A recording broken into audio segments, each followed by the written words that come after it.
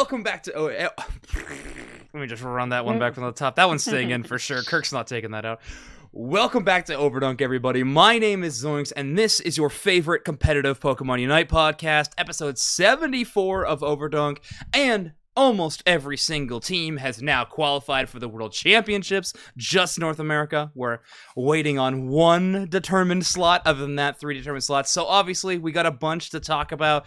I am joined, as always, by one of the co-hosts, joined by Venat. What is going on, Ven?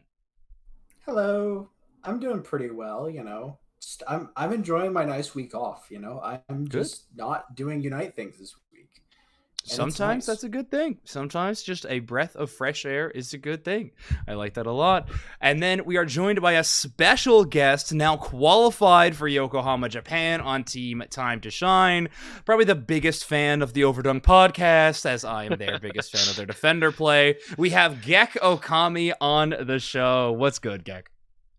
Hi, what's up? Thanks for having me. I've been watching since Overdunk episode 1. Yeah. And I thought, I don't know, not to shoot any shots, but it needed some more European representation when we're talking about the EU, I thought. That is true. Also, shout out to you for being, this is being recorded at 8 p.m. Eastern, which means it's gotta be, well, it's late for you. 2 a.m. It's 2 in the morning. Okay, so thank you for staying up and waking up your neighbors to do this podcast episode. Thank you so much for joining. But yeah, like we mentioned, we're obviously gonna get really deep into the weeds in the bracket, talking about a lot of EU top 8. That'll be the majority of our show. We're also going to be discussing a bit of the North America group stage that happened this Saturday. We're probably not going to talk too much about other regions, but we actually have some fun content pieces, ideas for that on the Unite Mike's channel in the forward, so stay tuned. In the future Overdunk episodes, we'll definitely start talking about other regions and setting the stage for Worlds and all that, but for now, it's going to be all about that tournament. One little fun fact. Oh, go ahead. Secret Ship won Japan again. I know. Don't know how. It was a wild run. It was absolutely a wild run. We'll watch it, but I also believe that PYI got the same place he did last year, but this year he qualified. Yep. The exact same placement. There you go. I love it. It was really funny. We were all staying up super late to watch OC, the broadcast that was happening. So it was the same broadcast company and everything. So we were watching them and supporting our friends there. But eventually I was like, all right, these OC games. And I started watching the Japan stream as well. I was like, oh cool, they're also qualifying. And I was like, what the? Mame's team's out already? Huh, okay. And then I was like, Secret Ships in Grand Finals? What is going on? I don't know. The storylines seem to be pretty bizarre worldwide. I know Brazil had a crazy hype storyline, Baby Mazo's team, reset the bracket stuff. I said we weren't going to talk about other regions. We obviously have a lot to talk about eventually, so we'll get into those. But I am very, very excited to do it. But World is exciting stuff. You can't help but exactly. I know. I'm pumped. The only unfortunate thing is it's a long wait, right? Especially for every other region except North America. At least we have they have a bit of a delay between now and our NAIC event, and there'll be a bit of a shorter delay between Worlds and our actual event, which is kind of interesting. But yeah, every other one. But again, congratulations on qualifying for Yokohama, Gekk. But also, Ven, your team also now qualified for the World Championships officially. So now you are headed into the top 8 bracket to compete for a whole lot of money and potential travel awards, of course. But that'll still be a really fun tournament. And that actually is another note that I thought was really cool about this weekend. I don't know if you felt it, either of you, but we're headed into a top 8 bracket. 3 of the teams in EU are already defined. I mean, one is Time to Shine is probably going to be doing it, depending on where seeds lie. But it was still a crazy exciting tournament. So I thought that was pretty cool that EU showed up so heavily. Gekk, I remember specifically talking to you at EUIC, and I was like, yeah, I don't know, EU's got a pretty clear top 4, and you were like, I don't know. You were like, there's 2, but then there's a lot of good teams, and I was like, okay. Yeah, and then proved it this weekend. This is something that I bring up a lot when I watch your guys' podcast, because it's most of the guests and of course the hosts are from NA, so there's NA Right. bias, obviously, which I don't condemn you guys for. But like I've heard you guys. I'm not gonna point, but it's like I've heard you guys say that NA is a lot more competitive towards the middle of the pack than EU. Yeah, that And is as something to say. someone that watches everything, I could not disagree more. Really? Okay. Yes, I just think, and this is the hot take, okay? Okay. Doesn't sound like a hot take to me, but it's gonna be a hot take according to the show's narrative, Oh, okay. which is like Wow, it's so I just accusatory, think but okay. I have to defend myself before I drop the bomb, okay? Okay. I think your top two is just less consistent than our top two, Oh yeah. and because That those is are very the true. matches, and because those are the matches that get broadcasted, all you see is middle of the pack getting slapped about. But that is not what happens in the bracket. Okay. Because I can tell you these teams are putting in work against like both us and Woof Woof, even though Woof Woof showed up great at regionals. Mm-hmm. I'm telling you, these teams make us work for it. Yeah. Like no joke, they make us work for it, and constantly Italian nouns get taken, get games taken off of them. But like those games don't make it to the broadcast. So but because you guys leave NA all throughout the bracket through like shout out Sneaky Seal for showing Yeah. up what's not on broadcast, and the broadcast you guys see everything. Mm-hmm. You guys are more familiar with it, but as someone that like keeps track of all this, the podcast, everything, Uh-huh. personally I think EU, when it comes to the middle of the pack, is a lot more competitive than what you guys think. I won't even compare to NA, just to what you guys think. Okay. No, I think that's a fair call out. I mean they proved it. Like your best point of evidence is this tournament, right? It was so competitive even within group stage. So a lot of these games were extremely competitive where we could just think that a lot of games would just be landslides the other direction. So, all right. Yeah, Okay, fair I enough. think there's I'll some say- there's like some crazy stat, right? It was one of the brackets with the most games, because Yes. fun fact, I think like what 80% of the game of the series were 2-1. It was more than 80. It was more than Yeah. 80% because yeah, there was only 2 games out of the brackets where it was a 2-0, Well, with 2-0s, which is yeah. crazy. It's Yeah. insane. Ven, Did were you I going to mention say- something? Yeah, go ahead. I genuinely don't remember if I said the EU top 8 or NA was top 8 was better. I remember I said EU top 4 was better, but I don't remember what I said for top 8. You said NA. I said NA. Okay. Yes. All right, fine. And now I'm like sitting here wondering, like I'm genuinely like asking myself how I could justify that. But anyway, Listen, it's just sometimes you gotta just believe. All right, well, we're starting with NA slander at the top of the show because we got GekkOkami on. That makes sense, but we have to be. We are going to be talking about North America first. We're going to talk about the group stage now. There's a bit of tea already happening after this show, so I don't know how much we're not going to talk about it in depth. I'm basically Zoinks is going to give the spark notes. There has been a account sharing accusation towards a team, and there has been an alleged call made. I have no facts. I have no evidence given to me. I am the worst reporter that has ever existed in the competitive Unite will scene. give a fact. Okay, give a fact. The fact is, the bracket I was given has GT instead of Oracle. Okay. Yes, that is the one fact, and I will put this caveat of so far, Oracle has been given a disqualification by the admins, and GT is going to be playing at NAIC. So far, I do know also, okay, I'm giving more facts. A second fact, that claim has also been contested by Team Oracle. They are contesting with the admins, so I don't know if the decision will be overturned. I am not sure on that point. Yes. But the main accusation was with account sharing. But now some more information has come to light about how potentially these teams knew this information before the group stage actually started, which not sharing the information until it benefited you is something that has to be debated. There's a few teams involved in this controversy. It's not just 2. But in terms of actual admin decisions, Team Oracle has been disqualified. GT has been sent to the tournament, but that does mean that there's another contest put forward. So there's your hot tea. There's your goss. Feel free to theorycraft or however you need to. But that is what we are sitting at now. Now, which is a very impactful thing for the world spots, right? Because of the teams involved. Insanely impactful. Yeah. Well, because of one team. Yeah, or two teams, theoretically. But yeah, it's a huge deal because now that means GT is all of a sudden got a breath of life in terms of World Championship potential. So let's take a look at the group stage and how they laid out for North America. So, Group A, Amaterasu 3-0'd their group, Rogue 2-1, Andromeda with the 1-2, so shout out to Can't Stop Him, who was a guest on the last show, saying that Andromeda was a team to watch out for. They got one game, and actually they made it look extremely close in their other. God Squad 0-3, Ginyu Force going 3-0 in their group, Luminosity 2-1, TOS 1-2, Purple Hearts 0-3, TTV, and I'm saying this all out loud, by the way, for audio listeners, so shout out to the podcast listeners.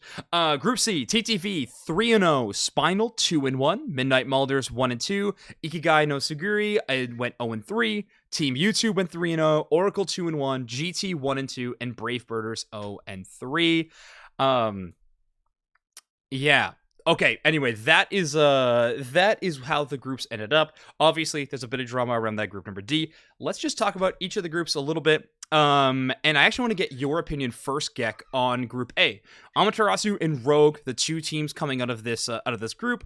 I definitely thought this was the strongest group overall. Like in paper, like they're at least the most competitive, like the most parity between the teams.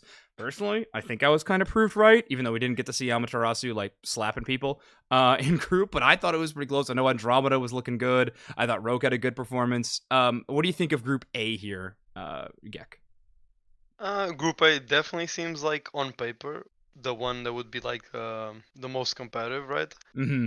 But I will say that personally I was biased towards Group B. I was very interested in Group B, but Yeah. sticking to Group A here, I think Amaterasu pulled up with the expected performance. And you know what? I watched the games between Andromeda and Rogue, and if you actually pay close attention to the games, there was a lot of angles where Andromeda could have taken it, Mm-hmm. and it would be very scary for Rogue.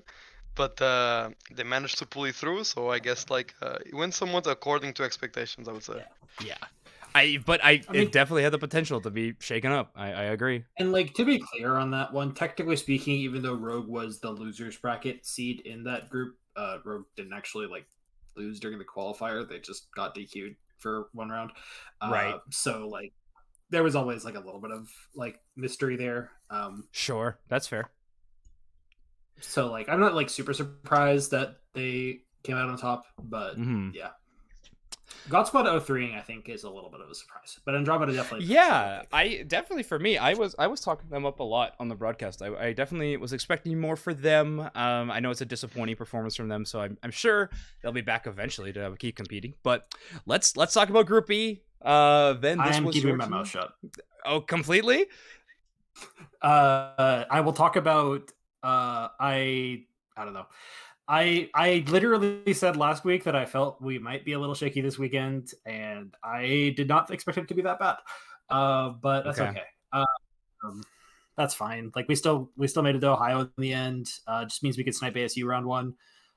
So. Yeah, there you go. I mean, that's a crazy coin flip, by the way. We gotta talk about that. Luminosity Amaterasu round one is a wild way to start NAIC. I personally cannot wait. Okay, there's a lot to be talked about the coin flip meta as a whole, to be honest. Yeah, I think it's cringe because we personally went from bracket of death to bracket of life because of the coin flip as well. So really, and yeah, from, you from can live group or die by bracket. the coin flip. Yeah. That's interesting. Yeah, I mean, it's a tough angle to do. If you just keep seeding, you're going to get like repeat matches, which is a bummer. So, but yeah, I mean, okay, we'll talk about format when we're done actually talking about the group. But okay, I mean, well, if you can't be talking about, I mean, yes, there's obviously a huge surprise. Ginyu Force able to take a match 2-0 over Luminosity in the group. LG going 2-1. A little shaky. I mean, this is It's weird to talk about this with Ven in the call right now, but I have to. Oh, I'm no filter, bro. Go ahead. Okay. I'll hand it over in a minute. I mean, it's No, disappointing. I will It's take it. I will disappointing. take it. It's disappointing from North America to see our World's Champ representative. Honestly, I think it's all of us in the esports world are like, yes, NA was on top, and now we're like, wait, and we're all a little concerned. So, I think it's a surprise. I will leave it on. I am hoping for a lot more from LG in bracket stage. That is what I'm hoping for. But hey, shout out to Ginyu Force for going 3-0. I mean, TOS is still a competitive team, and Purple Hearts have taken them down as well. So, unless Purple Hearts dropped, I know a couple of teams dropped from NA, but I don't remember. I don't know if they played their last match. I genuinely don't know. They finished it really quickly, but I don't know if that was just because they could play and we were waiting for broadcast or what. I'm pretty sure Purple Hearts dropped, and I'm pretty sure Brave Birders dropped after going 0-2. Okay. Yeah, I'm pretty sure. Yeah, okay, can't stop disagreeing. So yeah, I was pretty sure it was those two teams. Gekk, talk to me about Group B. Thoughts on this one from North America? Yeah, so as I said, this was the group I was looking the most forward to. Mm-hmm. One because there's a lot of like old friends of mine from my NA days. Yeah. And of course Luminosity team to look forward to. To credit to like Van was saying, they were gonna look shaky for the groups, and once they're on stage, they're gonna feel that fire again. And as I like to say, like this is the best time to fuck up because we have Worlds coming up. You don't wanna be looking shaking at Worlds. So Sure. all credit, like it's better to happen now than later. It never feels good, of course. Mm-hmm. But looking forward to the group, I was like, there's a clear first and fourth, and I want to watch Ginyu Force and TOS duke it out. My boy Okay. Sanji, my boy Faz, my boy Yuzi, Sure. all of them duke it out. That was what I was looking forward to. Mm-hmm. Which actually was not the game to watch, because the game to watch was Ginyu Force against Luminosity. Right, that ended up being the surprise. Yeah, I believe if you wanted to go watch those back, if like anybody's listening to the podcast, because it wasn't on the main broadcast, I believe Sneaky Seal covered it. I have to imagine. So you can definitely check that out. So go and watch that. Go and watch that game for sure.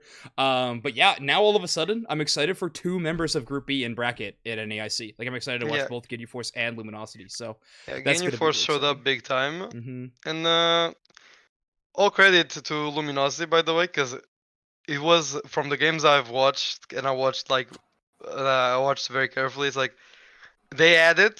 You can see the world champions in there, right? They had it, but there was a lot of throwing. I don't want to take credit from Ginyu Force, of course, but it's like there was a lot of throwing, and credit to Ginyu Force from capitalizing on it, of course. Sure.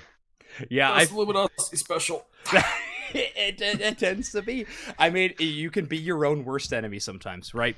Some teams just have that curse, and maybe it's attached to LG. Well, you got a couple of weeks to try to break out of that one, and well, I'm excited to see a 3-0 Ginyu Force head into bracket. Let's move over to Group C though. TTV having a great performance in groups, 3-0 across the way. Spinal 2-1 in this matchup.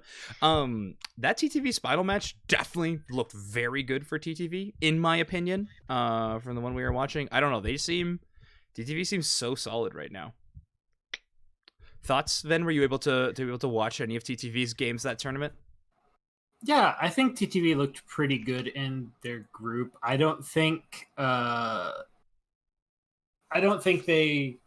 obviously like Spinal pushed them a little bit. I just like historically speaking, Midnight Malders and INT don't exactly have the most results. Like I think they're both like solid teams and could pop up big next year for sure, but That's I don't who think they're the type of INT team you would expect. is. Oh my gosh. I keep seeing like INT and I was like, who is this team? I didn't realize that it was short form for Ikigai no Sugiri. That is wild. Yes. Okay. Well, of all people to Yes. know that, I absolutely should be me. So full apologies. But okay, cool. Good to know. Anyway, sorry, continue. But yes, like you wouldn't expect them to get pushed in that group for sure. So it's not super surprising. But yeah, they definitely look good.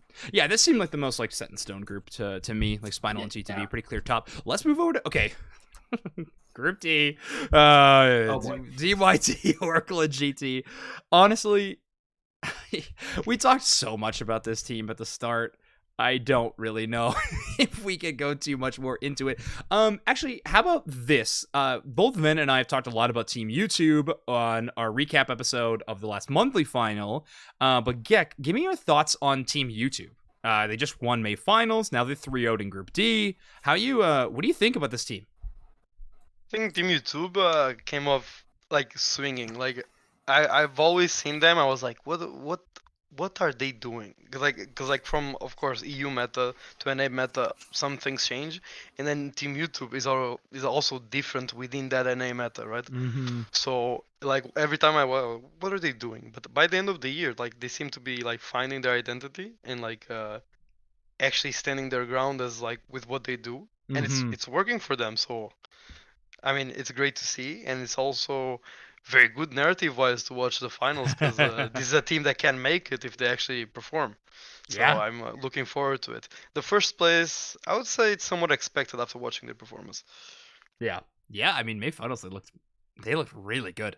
I love that you called that out though, because it really has seemed to be a team that, like, you know what? Fine, we're gonna do our own thing, and their own thing's working for them consistently, which is great. Hey, shout out to Chaotic, man. Like, big shout out to Chaotic. He's given the team a lot of, like, you can see in the way they play. He's a good mind for the game, and it's really showing, right? Like, he has given them a lot of structure, and he's given them a lot of strategies, and it's really paying off, you know? Yeah. Like, I think that the team has looked a lot better since getting him. Oh, I completely agree. I feel like Chaotic's been a huge addition for that squad. I also just wonder, like, I mean, I know A9's a really big comfort pick for Chaotic, so obviously they're going to perform skill level wise, but like you mentioned, like kind of involved in the strategy and shot calling. Like, I think that Pokemon's a really good like shot caller Pokemon. If you know what I mean. Like, I don't know. It takes no hands and no brain. Yes, I agree. Okay, cool. Well, that's a kind of what I was saying. Not as bad as Wigglytuff, am I right? All right. Well, sorry, Gekk. I know you love that Pokemon. Anyway, all right. That's group stage. So obviously, we're gonna talk a lot more about these North American teams as we get closer to North America International Championships, where these teams will be playing live and in person. Check it out. But we are gonna talk about Sunday, which was, of course, the regional finals of Europe, the conclusion of season 2 for EU. I got the we got it back on screen here for you. A pretty amazing bracket, like we called it at the start. Only 2 2-0s across the entire tournament. The rest of them all being 2-1s. It was absolutely insane. Gekk, talk to me about this tournament. I mean, what were the team vibes before you even started heading into bracket? Before adding it to bracket, so it was very a feel of like let's finish the job. Okay. We skipped right into bracket, so like honorable mention of what happened in groups. Oh yeah. There was 2 very big upsets in groups, which was Plush Keepers making it above tilted. Right. Tilted. There was the one contending for the world spot with us. Yeah. Which kind of answers the question. We were going into this bracket. Yeah, the curse. We were going into this bracket like not like not caring, but like we were very relieved, you know? We were like, okay, we can play, just do our best and just do our job without worrying. Are they winning? Are they getting through? Are they in losers? Right, yeah, you don't have to keep watch of another team the entire tournament. Yeah, it was a lot better to only take care of one game at a time instead of like having 2 in our mind. And there was another big one, which was Random Fives actually beating Gigashad. Yeah. Gigashad in groups was also a very big upset. Random Fives in general, like a lot of people would have predicted them to get 4th, but they actually almost got 1st actually because they almost beat us as well. So really? It was close very game? Yeah, it was very even groups everything was 2-1 almost. Yeah. It was very impressive. Yeah. EU wanted those world spots. I mean, there's 4 on the Random line. I was just taking games off of I don't remember if it was Nouns or Talibobo before. It was Nouns, I believe. Yeah. Was it? No, Nouns It was lost one of the to... two. It was definitely one of the 2. Nouns lost to Piplup. Bubble Beam or whatever they were. I don't know if it It was was, in a it was different in a tournament. qualifier bracket. It wasn't. It was. There was like Oh, Random okay. Files took a game off one of them in a qualifier bracket. I don't remember which one it was, but yeah. Gotcha. Cool. Well, hey, shout out to Random Fives. I mean, they're in top 8, so they're in some pretty solid prize money as well. So, oh, it was Tally. Okay, thank you, Dextro. That's great. So, I mean, they're in good prize money once you hit. I mean, $50,000 for each region's pretty sweet. Pretty sweet for some other regions like OC, who only had 15 teams sign up. But whatever. We'll have to talk about that at a different time. But EU, the crazy tournament run. Gekk, you made it all the way to 4th place, having a pretty solid run. You're able to take down Los Pepisteros and Plush Keepers, but losing to Tally and Team Peps. I mean, those are some tough matchups. Team Peps was on a crazy burner of a tournament. Yeah. I mean, Team Peps definitely, like, I would say, I guess we have other moments in the podcast to call it out, but Team Peps, like, definitely came out swinging. Mm-hmm. And it's like, it's crazy because if you watch the journey through the stream, it's like they were this close to losing to Gigashad Retired. I know, that was Kali- crazy. Kali comes Mhm. through with the last second steal, the 1v4 steal, and then he comes from that steal to completely pop off in our series, to completely pop off in non-series, to Mhm. completely pop off in Tally series. Like he didn't step, like, no foot on the brake whatsoever. He just kept going. It was actually impressive. Oh, yeah. He personally is my MVP of the tournament. Okay. Kali. I think that's a good shout out. I think Callie was insane. I think I called on broadcast on Team Peps. I was giving Ikelis a shout out just because of like I've never seen that Ikelis before. I think was the main reason I was calling. But at same goes to Callie. Like I've literally never seen them play that incredible all tournament. It was so fun to watch. Peps was on a burner. Obviously, Tally Bobo Believer is a bit inevitable. The grand finals, a 3-5, all the distance, not a reset, but all the distance was still a crazy final. Then though, were you able to catch any of EU? You didn't have games. Were you able to spectate some EU?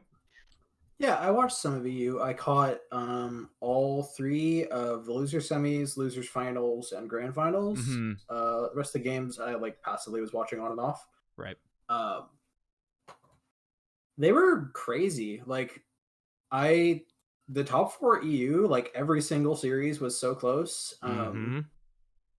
Like it's really like cool to think about, like how from the start of the year to like now the way the evolution has been. Like it just looked like Tally was just ruffle stomping everyone in February, and like I don't think Tally got worse. I think they've gotten slowly better over the course of the year, but I think everyone else has just been forced to level up around them, and it's looked really cool to see. Yeah. Big shout out to Time to Shine for the top 4 with their 5th roster of the year, I believe. Am I correct, Gekk? Yeah. Time to 5th sub. roster? Yep. It's, we had a total of 13 different team members throughout the year. Amazing. Yes. Banger. Banger. Fun fact, they had so many people on their team throughout the year that they actually broke the search function. If you go to the points leaderboard, it's very funny. Oh, that's hilarious. Hey, shout out to Time to Sub. I love it. Well, I did predict you all to win it, Gekk. Predicted a bit with my heart, but I was like, I just can't give up on that dream. Why'd you do that to him? Why did you do that to You're him? right. Yeah. So I'm glad you came on this podcast to tell me that it's my fault, but understandably so. Understandable. But I saw the curse, and I went into their chat, and I hard flamed them before their last game versus Peps. I was like, you guys are terrible. You're going to throw. Oh, okay, good. No, that's a good pivot. Thank you so much for covering me, Vin. I like that a lot. But Gekk, now I gotta ask, like, now you're qualified for Worlds, you know the 4 teams clearly, you're all going there. I mean, 4 is a lot of teams headed. Yes. So is EU like a team now? Like, do you think you're all gonna try to help each other do the best you can at Worlds, or is there a little bit of like, I'm still gonna have to play against these guys? Like, where's the vibe going on that one? Okay. I thought you were gonna bring that somewhere else. Oh no, sir. I thought you were gonna bring up T instead of Oh that. gosh, no, I'm not I would aware like- enough of T, so I Yeah, can't tell. I would but- not. I would like to believe no one's gonna think like that, because like Mhm. there was a little gosh. bit of that last year, which like both sides are aware that it wasn't the best for both of us. Mm. But so hopefully we learn from last year, and the new guys that qualified this year, like hopefully they can see that as well. Because like I don't know how early some of the teams are gonna go to Asia, but I know that a lot of us are gonna stay here for a while. So unless we want to spend 2 months doing nothing, Mm-hmm.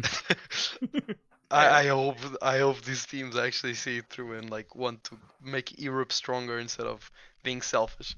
Yeah. I hope 'Cause- so too. I mean, that's always the fun pivot, right? You spend all year long competing with each other and you know, going hiding strats from each other, trying to get one over on the other teams, but now finally you get a chance to work together and make a good showing for EU, and it's it's crazy. It's definitely different with draft because like when it was blind pick, I think hiding was a lot of like the thing, you know, Right. because like And it went API wasn't like as popular in year yeah, one, and it's like right? it went from Yeah. it's either a mirror matchup or what type of she's are they bringing. So you Mhm. didn't want to show the she's, right? Mhm. So you hide. So now it's like there's so Play on, much like, things Your that can fifth Smurf account in order to hide your cheese comp. yeah. Yeah, Yeah. it's like now it's like you can manipulate so many picks or hypotheses through drafts that it's like how much can you really hide? Personally, Right. that's how I think. Yeah. No, I think I think you're right. There's not too much. I specifically with draft. There's very very little. Okay, Gek. What are your honest thoughts on the European region of your region? Do you think that Europe is currently the strongest region in the world? Where's Europe sitting at? Because if you said, I don't even think that's that hot of a take. By the way, if you were saying it, so, but your choice. Well, regardless of I do think Europe is the strongest region. Okay. Yes. Cool. Now, with that said, Uh-huh. okay, And I the asterisk think- starts. All right. do I think it's gonna be 100% shown at Worlds? I'm not gonna say that. I Okay. learned last year. I learned last year. Sure. All right, it's I like- won't 'cause- predict Europe top 4 at Unlucky. Worlds. No, there's definitely gonna be at least one European team in top Oh, 4. I meant can 4 tell you for that 4. much. I meant Oh. 4 for 4. I won't No predict in way. curse. No, I don't That think would be so. insane. No way. Can you imagine? I don't even know, like, for that kind of bracket to even have, like, there's like a solid chance that bracket's literally impossible. I don't know. No, you're Uh, right. I like the stars would have to align, aka TPCI would have to be like, this region wins. and Yeah. then goes in. Yeah, EU advance feels likely, Jake says. I think Spregel's right. Yeah. That is I think it's a safe bet. I think that is one of the safer bets in terms of odds. The payout would be alright for Tally Bobo or Nouns even. Or Time to Shine. Or Team Peps on a crazy run. It'd be exciting. Gek, just play Snorlax, all right? That's all I want. Just bring your Snorlax to Worlds, and I'm so in. I Oh, want to man. do what I didn't pull off last year. I Yeah. want one memo game on stage. Oh, let's go the Spanish Mammoth. I can't wait to if you let me say the Spanish Mammoth really loud on a world stage into a microphone, I will be so excited. You have no idea. I would like to mention something that Spraggles is putting in chat. Okay. There's a very reoccurring theme in our team practice 2 tournament, which is like through practice I'll say one defender is unplayable, and that will be my most played defender at tournament. Okay. It's perfect. So I'll have a full page of Snorlax in scrims, and then spam Trevenant in tournament after telling my drafter that Trevenant's unplayable into every matchup. And the opposite has happened as well. Snorlax is unplayable, and then a whole tournament of Snorlax. The whole tournament is Snorlax. Great. Yes. Your Trevenant was sick too, by the way. It was a good tournament for Time to Shine. I definitely think you were obviously capable of a lot more of top bad five. matchups were forced, but I felt True. it. When you feel it, you feel it, you know? Yeah, that's true. And Crack Nugs get back in there. Then, how do you feel about Europe? Do you currently think that they are the strongest region in the world? Oh, this wounds my pride. Yes. Feels wrong. It's true. Yeah, they're just more consistent. Like that's Yeah. that's the biggest thing with NA is I think that our highs are potentially higher, but holy cow, our lows are lower. Yeah, that's true. This like, whole there's can of nothing worms you shows just that- opened there. That's true. Yeah, it's like a Jordan debate. We'll have to. How does this affect the legacy? We'll have to get Yeah. into that for sure. Yeah, but I would say the craziest roster, as in like skill potential, is definitely like not even arguable between Tali and Luminosity. Like Yeah. between the amount of talent within those 5 players, like I don't think I guess like there's an argument for like Mame's team as well. I don't know Sure. the team name. I'm But sorry. they got 4 But they got plays. Good night, fourth. Macro. But okay, Yeah. but so did I. So let's okay. Okay, but you did lose to Secret Ship, so Secret Ship won. I mean, I don't even think we can really. Yeah, we'll have to break those down for sure. But okay, we'll get into that. Yeah, at but I some think point. those two teams are like definitely like which is the teams with the most skill cap in it. Definitely like those two for sure. Like even as a proud European, I'll say that Luminosity skill ceiling is ridiculous, Yeah. which just makes their results a lot more surprising. But Ooh, okay. All right. okay. Bit of free coaching for LG, Gekk. What do you think's LG's problem then? ooh, see, the thing is, I'm slightly biased because there was one specific player that I talked to about it on LG. Feel free to share if you'd like. You are in the hot seat, but you are allowed to skip. You're a guest. You're I not will say- contractually no, obligated to be on here. I like to say my piece. I think there's like, I think they play like they don't have the amount of talent they actually have. Okay. If that makes sense. I think that's the most filtered way I can say it. As in like, let me explain. It's like there's more to them than what they're like playing for, in my opinion. Mm. A lot more potential than what's being like. Of course, I'm not like aware of inner things. Maybe what I'm saying is not achievable because of like some details that I do not have access to. Sure. But from the outside looking in, like it's my perspective, of course. Okay. You're just like their ceiling's here and they're playing here. Is that what you're saying? It's like they're not aiming for what they should aim, in my opinion. Okay. Well, that's a good take. I think the mystery around LG continues. Maybe we'll have more answers at NAIC. I'm not saying anything. You're not allowed to. But yeah, I do it'll be exciting. agree with Van that once they're on stage, it's gonna be completely different. Yeah, 'Cause you think can also say- animals come out. Even if you looked at the games in groups, you can see a bit of it. As in, you know how in UIC nouns came out day 2 completely different. I feel like Luminosity dropped the games against Ginyu Force, and then like the series after was like no chance. Like I Yes. felt sorry for TOS. Yeah. It's like they're just getting the rage of the last game. That was the it was unfortunate that they happened to be the game that got broadcasted. Yeah, I definitely didn't think it was gonna be that one-sided. I am not gonna lie. Was Gekk's call out correct there, Ven? Was it a bit of unfettered rage from the previous game hit the server? I mean, at the end of the day, we had like hours to cool off at that point, right? It was just a matter of like, hey, we just really need to win this because we really needed to get to Worlds. And also beating Sanji up is funny. I agree. I agree, he says. Yo, shout out to the Sanji sprint. Oh my word, amazing. Okay, well, cool. Well, I think that kind of covers up EU, unless there was anything other that we wanted to talk about in the European region. I mean, Gekk, you had a crazy tournament run. You and Shelvin on the squad forever. It seems. I don't think our tournament, the regional tournament itself, was very crazy because like most of us feel like we fell short. Yeah. But it's like you will always if you get a placing like that. Mhm. But it's mostly like I think like only people that have competed have felt this way. Sometimes it would feel better if we got stomped rather than a close match. Oh yeah. Oh, Because I guarantee because it. Yeah. because then it's like we're actually so close. It's like like one small improvement could have made the difference. And like feeling that after the season we had, which is like every single month we're like trying to minimize losses. We have new players, we have to adapt them to our style. We try to make them fit in. Mhm. New character pools, like new ways of playing, Right. trying to make them fit the best we can.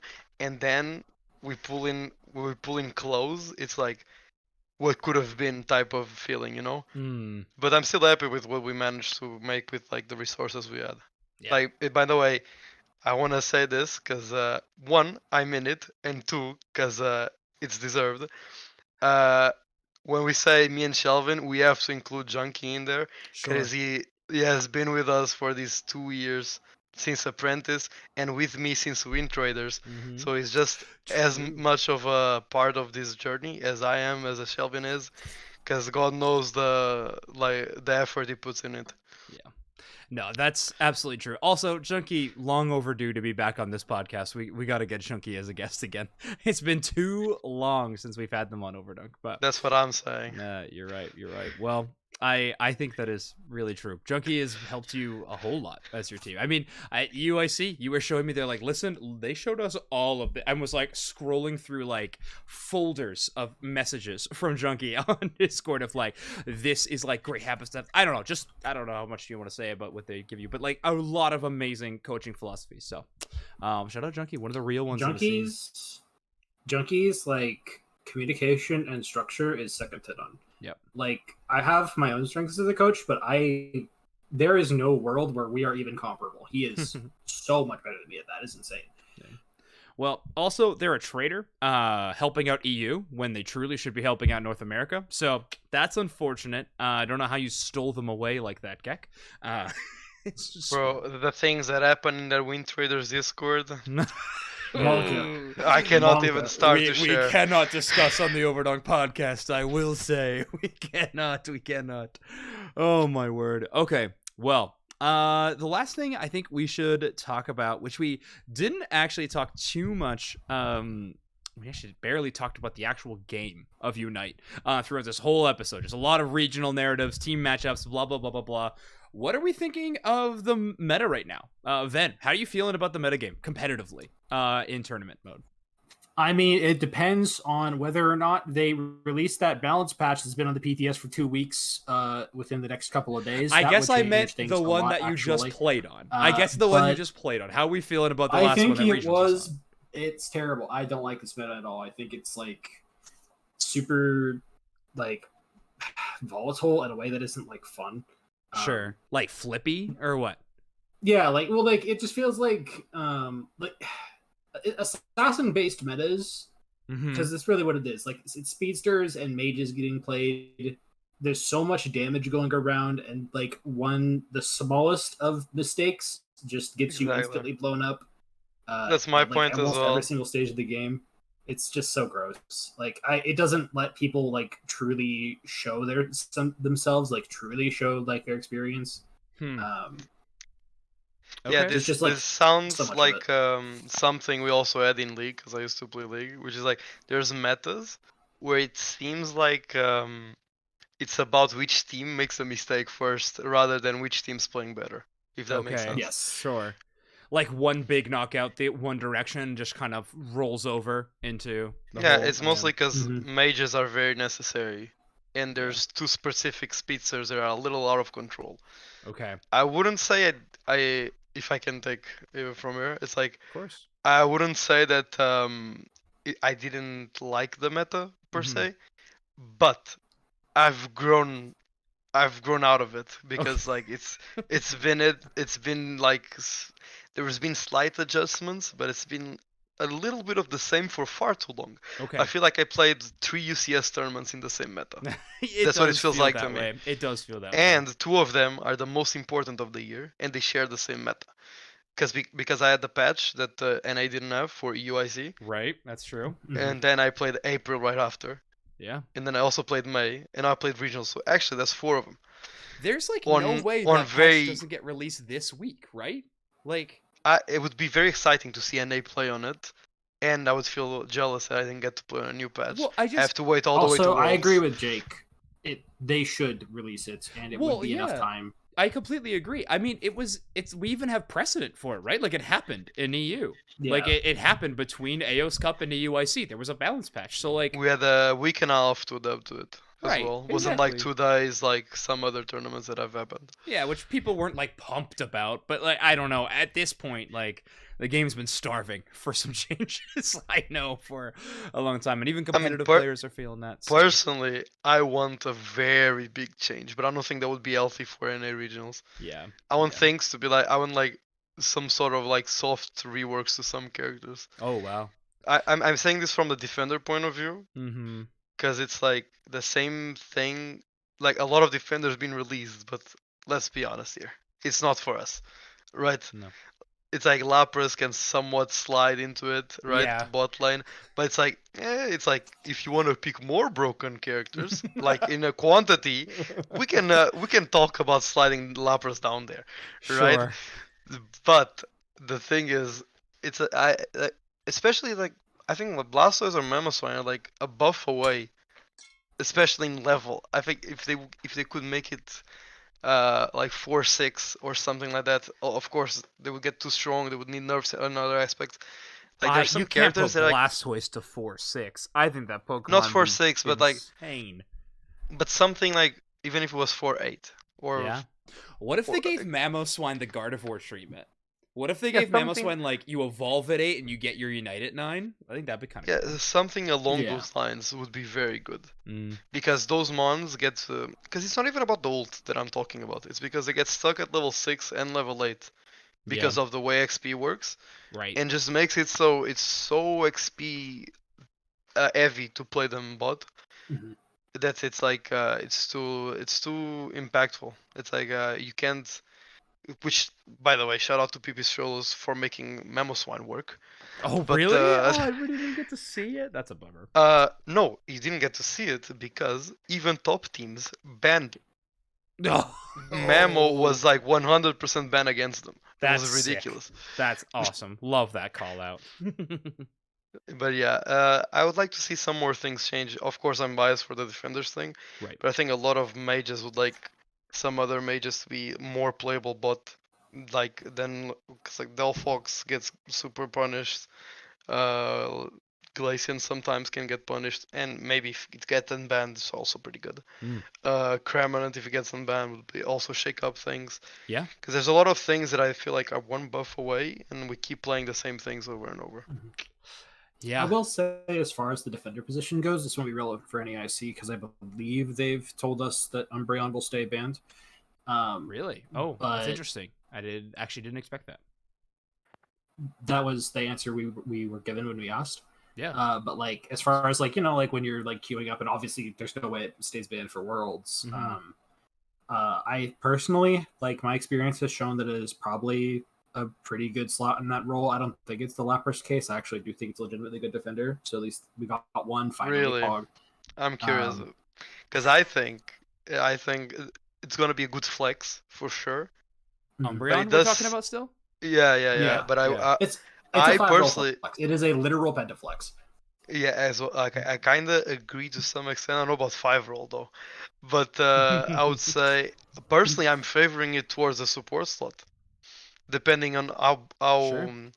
how good Wish is by the time it actually gets unbanned. If it doesn't get like nerfed or anything. Ooh, okay. Support Umbreon. Interesting. Better than LD or Hoopa though? It's not about that. It's like Okay. it adds some depth of you can have healing, but also add a little bit of frontline, like soft frontline. Sure. It's like almost like pseudo double defender meta, kind of like that we've seen to counter this assassin yeah. stuff. Imagine Blissey if she couldn't get one shot. It's like what I like to Wow. think about. It's like it's not quite like Yeah. Blissey, because it's a very counter pick heavy thing. Because let's say, for sake of the argument, Wiggly's meta when Umbreon gets unbanned, and now you need to have that pick available, and you can slot it to either support or tank, Mhm. and it's like you can pick something that's like frontline heavy, and then pick like trick squishies because you have a tank and the Umbreon as support, and you have the capability of stealing shields, and you can steal heal, and it doesn't have like the necessarily of a bad early game. You have that early ult on the level 8, which is also always good on a support, because God knows farming the level 9 on supports sometimes gets frustrating. So it's, I think the flexibility is always good in a draft game.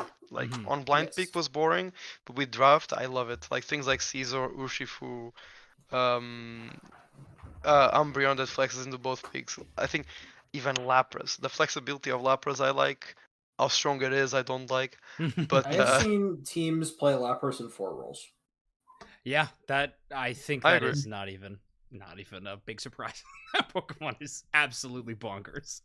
It is so strong. Oh, I But think yeah. I've actually seen one specific team play Lapras with 4 roles, actually. Oh really? Not Shout But out that's a Los very Pipistrellos. that's the a Grizzly very Hounds. that's also a very common thing that happens with defenders. They Right. get put every role. Yeah. Mm-hmm. Like Treven on top has been a thing. Yeah. Greedent, we don't talk about it. Yeah, how's your Greedent, Gek? Come on. You practicing the I've- Greedent for Worlds? What's going on? Okay. Because it has mana correlation, I think it's gonna be a fun fact. I played Greedent both Greedent and Blastoise, a total of 3 games before Alan, aka Otter, took it Uh-huh. away from me. Ah, I see. Because I played like 2 or 3 games on their release, and then Otter was like, Gek, that's too broken, it goes jungle. I was like, well, there it goes. Well, there it goes. That is so funny. Defender's fight. Okay. Defender's fight. All right. Well, Gek's obviously calling for all the defender changes. That's the biggest thing they want. But we actually talked about how there is a balance change patch on the PTS server hovering, waiting to finally come down. Ven, do you think it will be a big enough change to shake up the metagame? Oh, dear God, I hope we don't get another D-Knight meta. I think that... I think the Sableye changes make that character completely dogshit unpickable, and it's like super troll. And for no reason at all, in my opinion, as well. Yeah, pretty undeserved. Pretty undeserved. I don't really get that either. Yeah. Oh, the solo queue complainers on Twitter have finally gotten their voices heard to Timmy. Buzzful buff, weird. I'm into it though. Like you can buff that Pokemon. I don't mind it as well, actually. Yeah. But I think the Buzzful buff will be impactful. I think the D-Knight buff could be impactful. Okay. I think the Sableye nerf makes it never seen again, and everything else, I'm not sure. Yeah, I see some people talking about in chat how it's potentially like a buff to just flip comps. I mean, I don't know. I feel like there's way more answers to like people are better at playing around flip comps now. Like we're better at shutting down just crazy smites. I feel like if your plan from the start of the game is to just flip on people, it is like a lot harder to do nowadays. Yeah, the raid pit is so awkward to walk into, like if people position properly, and like you don't just auto win the game because you can just get your shields broken, like, or you can like have 2 or 3 people but die, you're just screwed. Like, yeah, only issue just straight flip is good. Yeah, it's like only issue against flip comps is if you somehow lose early to them. If you lose early to flip comp, they are gonna flip on your face, and you're not gonna be strong enough to stop them. Yeah, that's like the only thing. But yeah, I think D-Knight needs his range back. Really? Actually, I think it's what D-Knight needs. I don't think without the range back, he's gonna come back to meta. I don't think no level of buffs unless Outrage gets ridiculously buffed. I don't think no level of buffs will make Hyper Beam good. Technically speaking, the multi-scale buff is a bigger outrage buff than it is a because speed resets multi-scale. So exactly. I mean, 30% damage reduction up permanently is pretty funny.